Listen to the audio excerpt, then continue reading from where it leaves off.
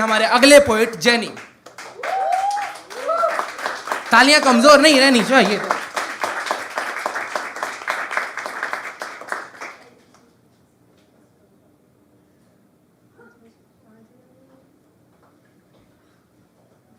Hi guys, this is my first time.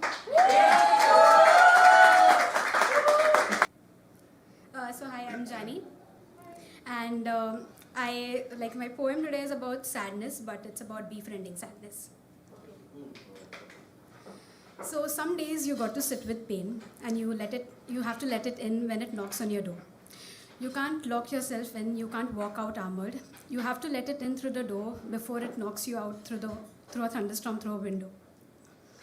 There are some things I wish I never learned, like how to hold back tears when everything around me was shattering into pieces. I have been asked this question so many times that why I always write sad. And I wonder whether, am I the only one who is amplifying emotions, or has the world just turned a blind eye towards feelings? I look at things around me and I find beauty in everything that I see.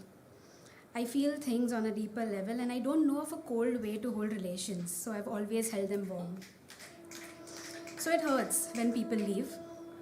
It hurts when friends move away, when families fall apart, when siblings grow apart, when something changes but you don't know what. It hurts when college ends. It hurts to see animals stray around in the middle of the night. It hurts to look into their eyes and then look away. It hurts to feel helpless, to watch parents fight, to watch love wisp away, and to watch relationships end. And it hurts when people leave things unsaid, when they're almost about to spill their tears, but they look away instead. We have our own ways of feeling sad. It often sits with us on days when no one does. Sadness tells me a lot about things I need to heal from. It's the only emotion that's clear when it walks in. A blatant truth that teaches you of things that really hurt you, but also about everything that you truly care about. But why do we suppress it so often? How does that help us? You can make peace with your pain at your pace, right? You don't have to bleed for someone to see that you're hurting. And every wound hurts differently, so it's okay to take your time. I have tried to push the feeling away and pretend like everything was fine. But all these thoughts that we push away don't really leave us. They're always there at the back of our minds.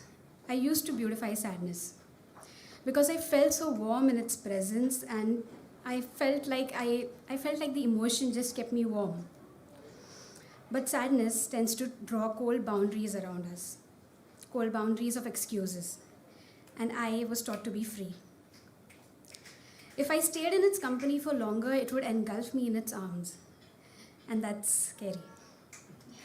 Somewhere now I realize how a part of me will always be in love with all things sad, and there's absolutely no need for anyone to save me.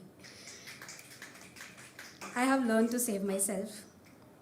I know what sadness does to me and how silence heals me, so I don't glorify it anymore. But I understand that it exists with me. It only makes me vulnerable and gentle. I have befriended sadness. I don't see a reason why it should knock on my door and I shouldn't open it. I don't see a reason to not sit with it in peace, as long as I know that it will not harm me. Someday, grief and sadness come to me in waves that I can't run away from, and I no longer wish to. Now, when sadness visits me, I don't try to keep myself busy. Instead, I sit in silence for a few moments with myself. I create art, for it helps me release the pain instead of pushing it to the corners of my heart. I have learned to give sadness its space so it doesn't take mine. I'd like to end it with a quote. There's nothing beautiful about a soul that only sees the grave and not the flowers. There's nothing beautiful about sadness, and nothing warm either. Sadness is like cold blades piercing into your skin, and every time you beautify it, you only push those blades deeper. There is absolutely nothing beautiful about a soul that only notices the gloomy eyes and not the pretty smiles. Oh. That's it. So this was a part of one of my podcasts. I recently lost my mom, so I started a podcast in like in memory of her, and it's about 10 feelings. I decode them. So this is one of the pieces from my podcast. It's called Maybe You're Not Overthinking. Thank you so much.